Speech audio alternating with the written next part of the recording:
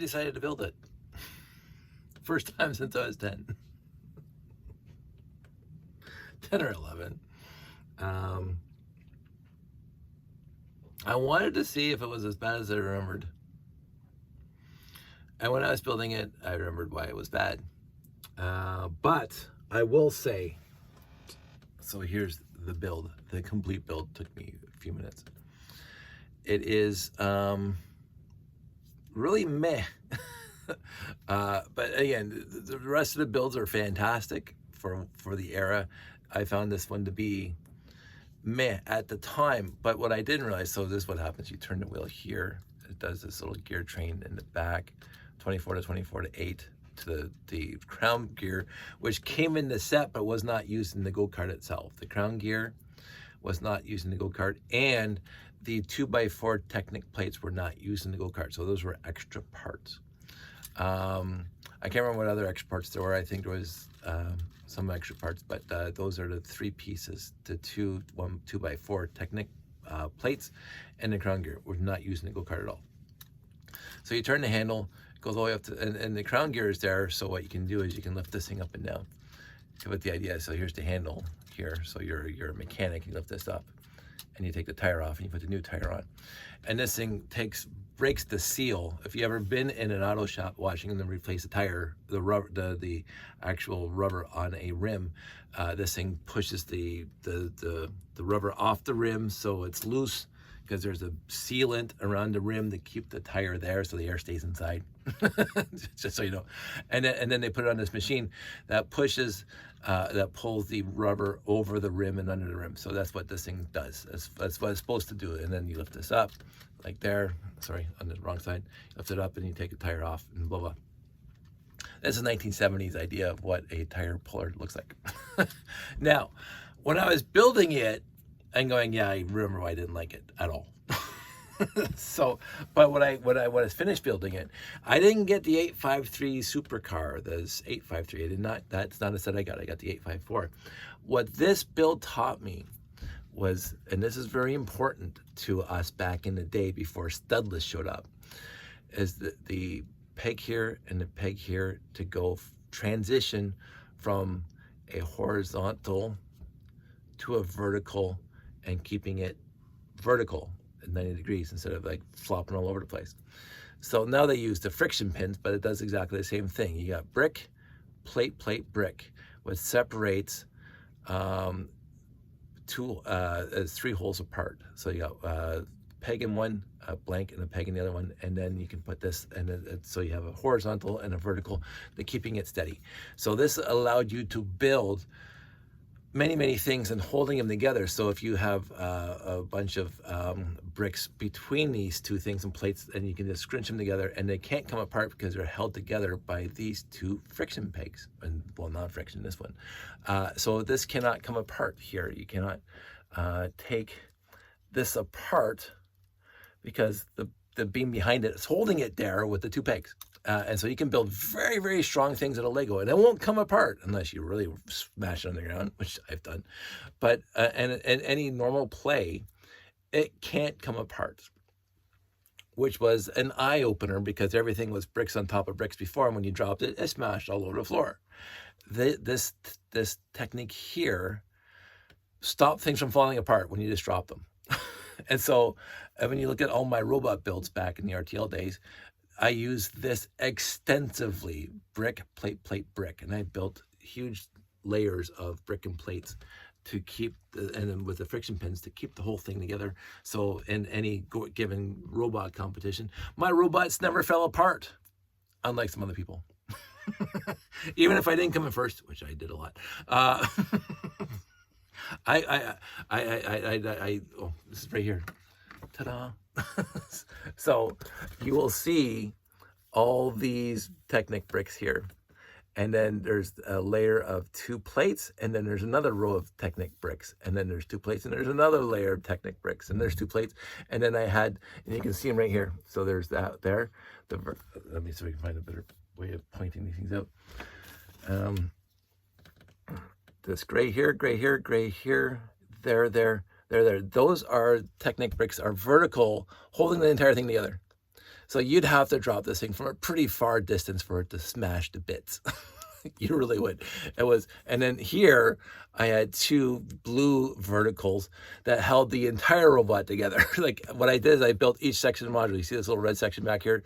That was a section by itself. And then this section, and then there's the wheel section here, and then the front section, and even the reds up here would click in. And these red lines here, these red bricks here had tiles on top of them, so it would lock into place. So this platform here was a generic or base model that I'd add other things to. and then these two vertical blue bricks, Technic bricks, held the bottom and the top layers together completely, like a huge sandwich, like a Dagwood sandwich, and the thing would not come apart. Now, I won't say it didn't break it did break occasionally, and you'd have to push it back together because that's the nature of Lego. But that whole thing is based on these two pins right here, because this is in the instructions how to put this thing together. I'll show you that in a second. But and I didn't even get it. I just realized today when I was building this thing, that's where I got this from.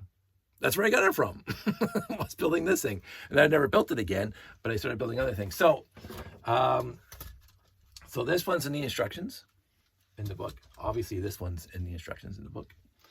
This one is also the instructions in the book that comes with instructions for 3 different builds. This one is just a picture in the box, right there, right? And I think there was another one. No, that's not it. There was. I thought there was another picture of it. Maybe it's in this one. Maybe not. Here's the inside flap, because they changed up. Yeah, there is again. So the same motorcycle there. So I took my time looking at those 2 pictures to build the motorcycle. Now, the other one, so that's instructions in the box for this. That's obviously instructions, and then it shows you here how to build. I think it's this guy. Where is it? This guy here, which I did build back in the day. I don't remember how to build them now. I might try building them. And is that the same one? I think that might be the same one. The sidecar. Here's the sidecar. Not a bad build. It's basically the same as the motorcycle, except it's got an add-on. And then I'll put this back here. I always keep that later on. My friend Callum took that picture. It's one of my favorite pictures ever of me. So here's the instructions for this, and this.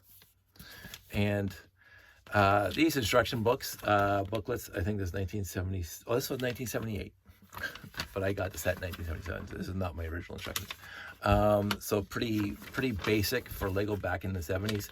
I did like the little yellow and black stripes on the edges, made it look like Technic-ish.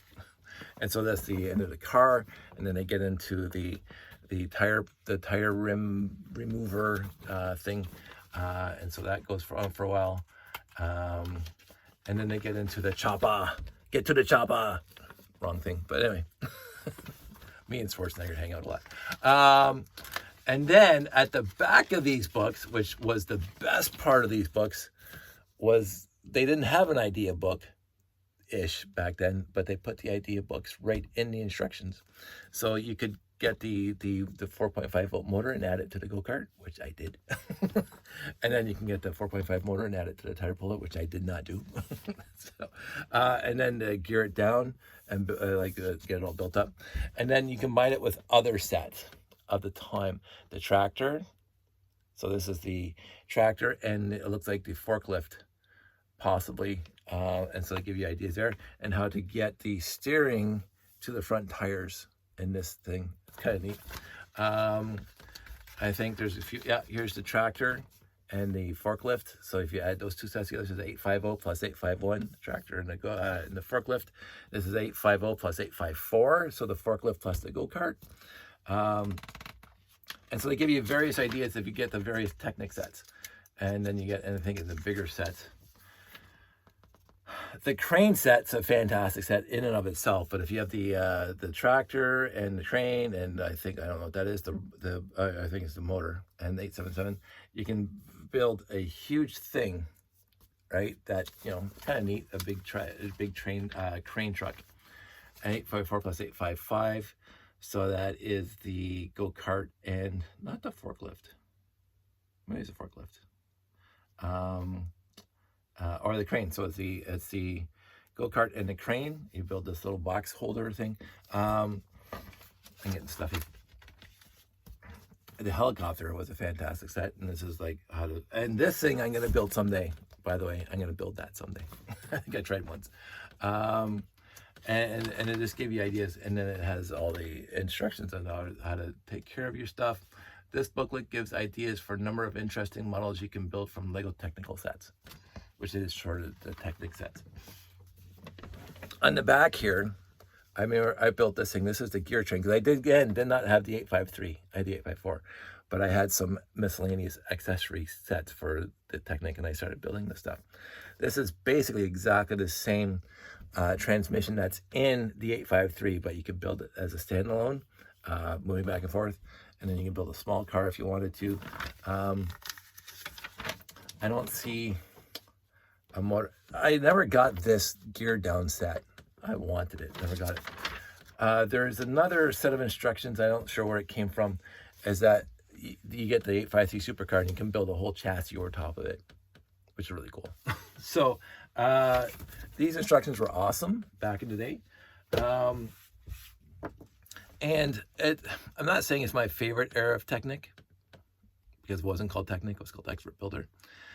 But the nostalgia factor is off the charts for me. And the fact that when I just built this today, is like when it pinged in my head I remembered the two pegs on top of one another to hold the whole thing together, which was why I ran with it for the rest of my time.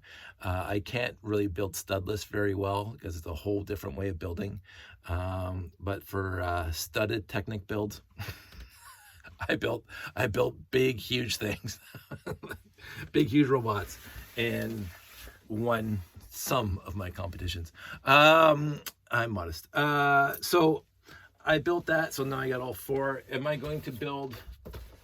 I don't know. Am I going to build this guy? I don't know. I remember trying it when I was a kid. When I got the set, it wasn't at all my favorite, because I already had a cute little motorcycle, and I don't know if I'm gonna like that again. But all these things, and I decided to keep this thing empty. So, because every time I put it away, the parts fell. This one, it still has everything in it, including the instructions, but it has the cover on it. So I think I'm gonna keep that there. This is later. I stuffed it in there. This is the second supercar. This one I was talking about the other day. The third one is the red one behind me that I showed you before. This is the second one where they had suspension in the back tires, but no suspension in the front tires. So it's two-wheel suspension. The third supercar had four-wheel suspension. And so this is like kind of a brochure for what you can do. I remember these sets in the store. I wasn't at all interested when they went to the 4-digit sets overall, but I did buy that guy in the store. And this guy, 8857, was just the 857 the year before. They changed the number to 88 because it was the last one released in the 800 range. Because you can still see they have the this must be American, because you got the American numbers, the 955, the 952, and the 951. We were 850 to 857. This was a fun build. I remember building it just a couple years back into the review on it. It's a lot of fun. The bulldozer is really, really cool. The tractor I thought was really cool, even though it did not have a lot of Technic interesting things to it. Just to build itself looked like a real tractor. This I'm going to build. The engine I'm going to build. I remember buying a used lot, again, pre-internet, that had the instructions for the 8858. But it didn't seem to have a lot of pieces, and it didn't have any of the rubber hoses. But again, I have tons of rubber hose now. I can make my own. So I might do that. And of course, the 948. So this is definitely American, because it's 948 instead of 854. And I got that set for the next Christmas, which is why I had lots of accessory parts for the go-kart. And I wanted that set. And I don't think I got that set until 20 years ago. But I already had the 4.5 volt motors, because they came with the C-size battery boxes, the tubes that came out in later Technic sets. So I didn't have to worry about it. But in the end, absolutely fantastic, these things. It's 100% nostalgia fest. This is the Brick Fete. I don't know which year this is. But again, I brought it for Jeannie if she had table space. If she didn't, oh well, I left it in the box. But I think I actually had it out at the one or two of the brick vets over the years. I will say that I've my so this is some sort of tangent, but completely related.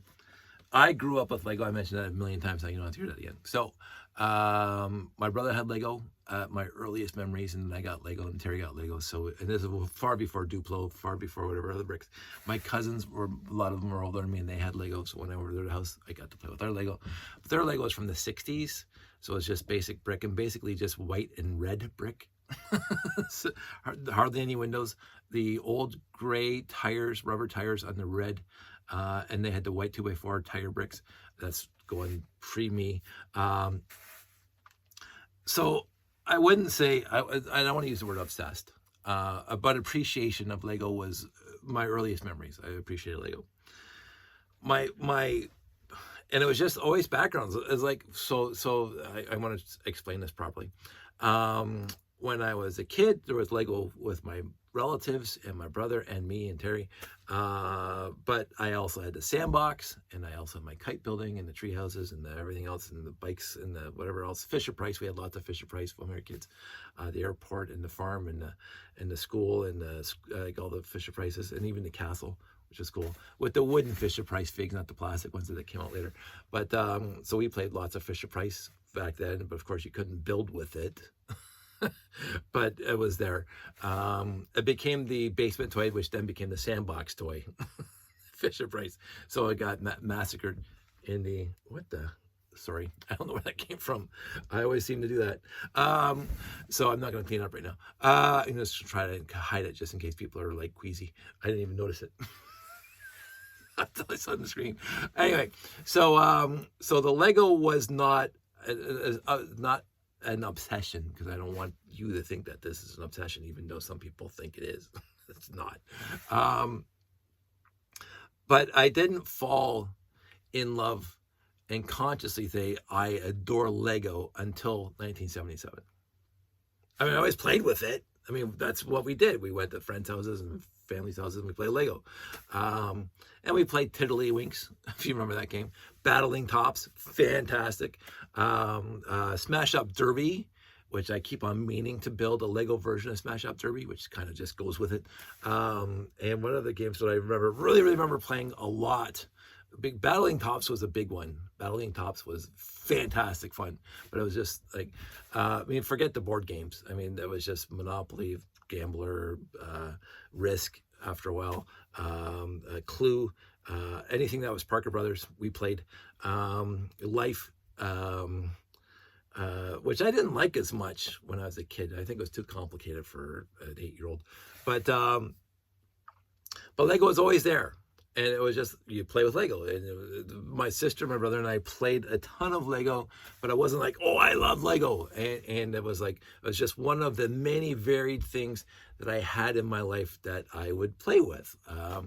And then my dad introduced me to power tools, played with those.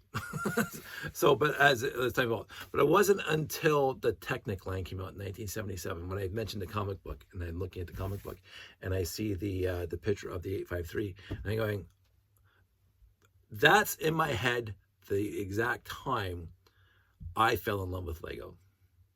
Played with it all my entire childhood, even from my recollected memory. My parents remember, and my brother remembers me younger playing with Lego, because we would go to whatever, and about I was like 3 and 4 maybe, that I don't remember, but I remember evolving, and I'll have conscious memories that I remember to this day playing with Lego. But I wasn't, oh, Lego's a wonderful, wonderful thing. It was just one of the many things that we played with when we were kids. It wasn't until the Technic line when I was 10 that I absolutely fell in love with Lego. And that's when everything else, all the other toys at the time, just kind of fell by the wayside when I was 10. I'm not saying I stopped completely, because again, we had the sandbox outside until I was 12. And that's where the Fisher Price was. And that's, we were making sandcastles or whatever. And I still make sandcastles to this day, by the way, when I'm at a beach. But that's when I consciously said, this is a fantastic toy and I want to do what I can with it as long as I want to do it. And so that was when I was 10. And then not a scant year later, not a scant year, maybe two, but I'm going to say one. Not a scant year later, I got the 918 SpaceSat. And I'm going, oh my goodness, because again, growing up, again, earliest memories, I can say to this day, I was 1971 maybe.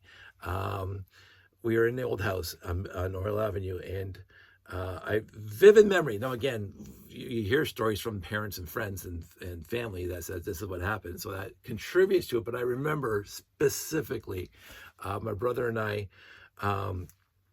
my dad had just had the it wasn't an area rug, but it wasn't wall-to-wall rug. It was kind of, there was like a foot border around the living room floor of the hardwood, and the rest of it was carpet.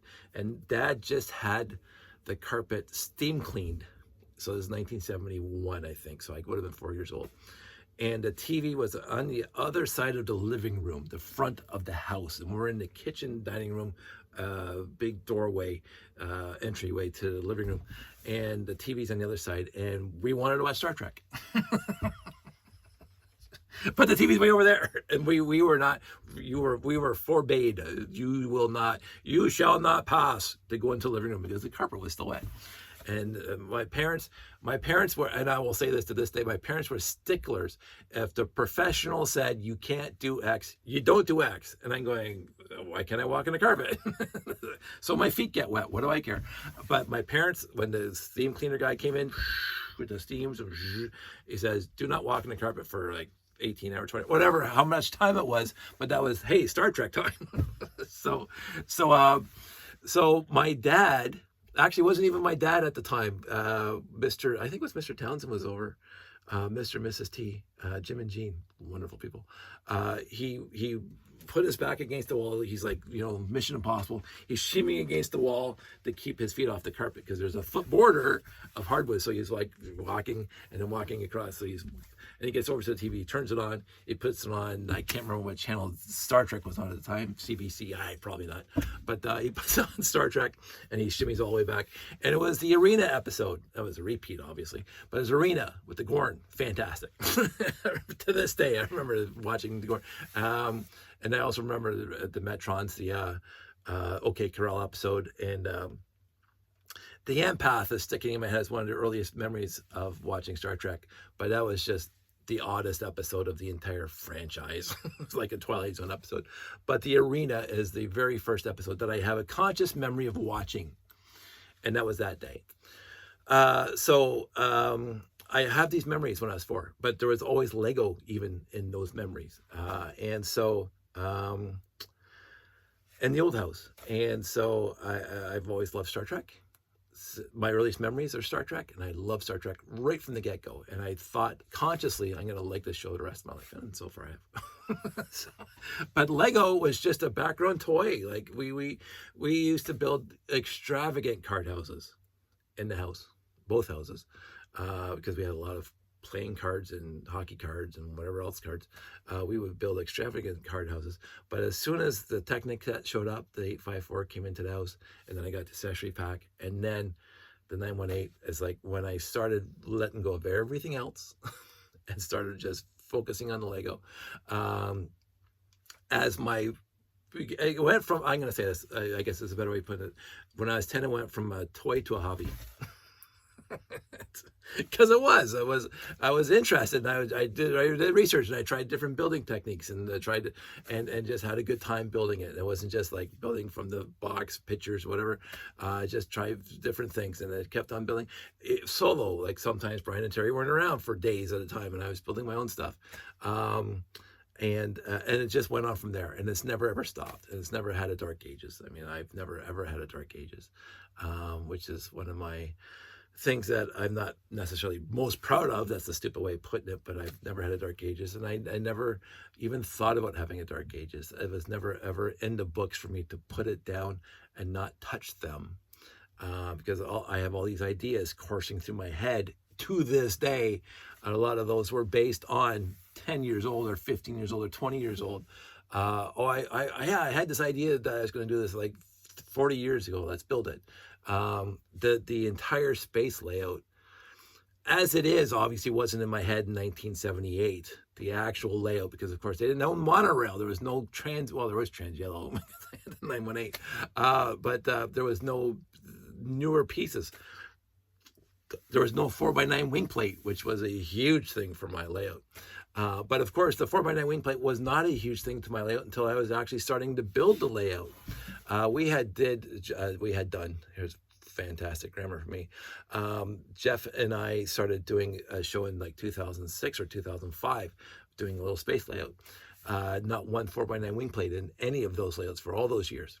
It wasn't until I built the landing pad, just to try, because it wasn't even a landing pad at first. It was just, I was trying to build a monorail station for the square that Jeff and I built, a 12.5 by 12.5. And what I had is I had the monorail coming in and making a complete loop and going back out the same way, not just a half moon, half curve, but coming back in using those quarter curves and coming down. So it was like narrower. And so you had this almost mostly a circle teardrop, if you want to say that. And I said, I want to put something in the middle of that building. I want to put a building in the middle of that, but how do I do that? Because that's completely round, and it's exactly, 32, 64, 60, 56, 52, 52 studs across. I had to think about that for a sec. The inside diameter is 52 studs, because the whole thing, a whole monorail circle is, if you put it on a 232 by 30 or 432 by 32 base plates, it's 2 studs away from the edge. So there's 30 studs, 60 studs across, and then you come in 8, because of course the monorail track is 4 studs wide. So that's 52. 52 studs diameter is that circle. And I said, how am I going to make a building that has 52 studs diameter around? Because Lego doesn't do round. Lego does not do round well. So I was trying various things. I already did the 16, the 4x8 wing plates from the 918s and the 928s, the 928s. I already made one of those 16. I think it's 16 studs wide, half circle. And just putting the 4x4 wing plates together to make an octagon. I did that, but then I was trying other wing plates. I tried the plain wing plates that came in the airport sets that had the bottom had the other little angle on it, and that was just hard to do because neither side was square. None of the sides were square, so I gave up on that one. And then I used the wing plate that is 6 wide and I think 14 long, and that one corner's cut off. And I got 1 million of those because I ordered 1 million of them, at least 70 of them, because I put those on the landing pads at first. So it's the one big octagon for my landing pads. And that looked meh by far. It didn't look good. 2010 is when I did that. And at the very first brick fet. But as soon as I left the brick fet, I was trying a whole bunch of other wing plates, and I grabbed some of my 4x9s because I already had 4x9 wing plates, and I tried to make a full circle, and I didn't have enough to make a full circle, so I ordered some on Bricklink, like 30 or 50. I think it takes 36 to make a full circle, but I didn't even know that at the time. But I ordered them, and then I said, there's a video on my YouTube channel way back when where I showed that base plate, that circle, that landing pad, that was enveloped by that 4x9s, and then going, this is fantastic. So I did the landing pads that way, but then I said I can make an observation deck and this thing, and then I found out that yes, it fits perfectly inside the monorail circle. Is 60, it says 52 studs wide. Again, but that was in my head for years. So it's like, it's just, but so I will say this. I get enthusiastic, and sometimes, according to some of my friends, overtly enthusiastic about this hobby, because I find it captivating. It really stimulates my thinking processes. I'm going to say it because my mom was an artist. It does also tries to stimulate my artistic side. Not that I have one nearly as close as my mom's, but I do. I mentioned many times, and I keep on talking about it. I never felt comfortable with the tower until it was done. And that's the easiest way of saying it. I didn't feel comfortable with the tower until it was done. And the thing is that I didn't know what was going to make me think it was done until it got done. And I mentioned how many times, how many revisions of the tower, and you can go back to 2011, look, or 2010, and then 2011, and then 2012, and 2013, and 2014, and all the shows we did back then. I don't have pictures of all of them, but every time the tower was different, bigger, taller, whatever else. And I spent hours, dozens of hours down here trying different things that didn't even make the light of day with the tower. And I said, until I put the cake topper on and took a step back right outside this door. I took a step back, and that was, now it's done. The tower is happy to me. And I said, we're done. Now, again, I mentioned that I took the tower apart at least half a dozen times to put the wiring in, to reinforce it, to make it better, to make it cleaner. But the overall look of the tower has not changed since, I don't know, 2015. The tower itself. I've added little things to it, greebling to it, like more little things to it. But the tower itself was not done until then. And it took dozens of iterations until it got there. But there was something in my head, again, because whatever's up in this, where the bats are flying, I didn't like it until I liked it. And then when it was done, hey, I'm a happy guy. Let's go on to the next thing, which was the lighting and everything else. But and what I would tell anybody to this day, and I've said this at shows, and I said this to people, other builders, don't push yourself to accept something that you're not happy with. Don't put yourself and again, everybody loved the towers before at the shows. Oh, Dave, that's a fantastic. And they notices the differences between the two shows. It was a show in January or whatever. And it was a show in May, and the tower is different. Oh, Dave, you changed it. It looks better. And I said, it never looked done. And I even told them that it doesn't look right at the time. I'm happy with it. I'm not like, oh, this is the crappiest build ever, shaking my fist at it. It was a fine build. It was a fine build, but it wasn't right for me. And then when I was done, I'm zen now. I'm at my equilibrium, and then I can focus now on making it not look different, just look better. And there's a subtle difference in that expression. The tower is done, does not have to look different. Don't have to change anything to make it look different, but I have to make it better with the details and the lighting and the ease of taking it apart, which was a huge part of the tower after I got it to the point where I wanted it. Because when I built it, it was all basically one piece from bottom to top. It was one big piece, 5.5 feet tall. And I said, I got to move this thing 2 shows, right? So then I rebuilt the whole thing and made it modular, and then changed the modules around so they can make it easier. And even the connectors for the base plates, the landing pads, that was half a dozen reiterations of that one, because I wanted to make it easier for me, but also strong enough. And then again, I said, even 2 Januaries ago, which was like 2022, I changed it again because I had to put the reinforcements to stop the landing pads from drooping, and that worked. I'm happy with it, right? But so those changes are to make it better, not to change the look of the tower. And adding the lighting was just, the angel sang. When I turned on the lighting the first time here, I'm going, oh, I was impressed. And I said, I can't believe I built that, because the lighting was awesome. And again, Life Lights, Rob Hendricks, Life Lights. Again, you have all these 2 third-party companies now that are huge and busy, and I love them that they're doing this. I'm not buying their stuff. I'm going to go buy Life Lights. As long as Rob Hendricks is selling stuff, I'm buying his stuff. The entire layout, it's got EL wire in it. That's something different, but because he doesn't make EL wire. But the Life Lights is something which was necessary. And again, he was a friend far before he did Life Lights. He was on LugNet with us. And I don't know these new kids, and I'm happy for them that they're doing. I hear they're successful. I can't remember what their company's called. They get little ads on Facebook all the time for their lighting kits. But I will always use Life Lights until Life Lights stops selling Life Lights. That's just because I'm not just a loyal puppy, because I'm a loyal puppy, but because Rob's a friend. I'm not knocking the new stuff. Use the new.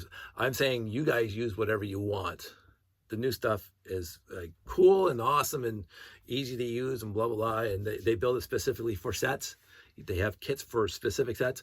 I love that about them. I am tempted sometimes to light up my Galaxy Explorer, my new Galaxy Explorers, but if I ever do light up the new Galaxy Explorers, it's going to be with life lights. So, but that's just me going on this tangent at 35 minutes. Okay, I'm going to wrap this up because I'm trying to keep these under 30 and I've already blown that twice. This is good. I'm happy. I'm going to put all the stuff back into a box and get ready for, well, I mean, Bricks in the Six is, 2 months away. We're in mid-September and it's at the end of November. So, excuse me. So we got 2 months to get things ready. This is ready. There's nothing else I can think of in my head right now that I want to do. Here's the baggie of parts that are left over from this build here. I don't know if I'm going to bring it.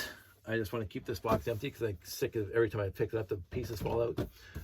This one I'm going to try to tape up better so that the ends don't pop off. But it's ready to go. So that's it. That's all. I honest to goodness hope everybody out there is doing well because you guys are important to me. I'm not going to go into it too much. We had a nice day today, remembering our friend that we lost a few weeks back. Well, I guess it's a while back now, beginning of August, so 6 weeks ago. And we had a nice reminiscing session. It was awesome. And he will always be missed to us. He was an integral part of our lives. And but life does go on, and we just have to remember him and the joy that he brought us. So that's it. That's all. We're all good. And I will talk to you guys soon.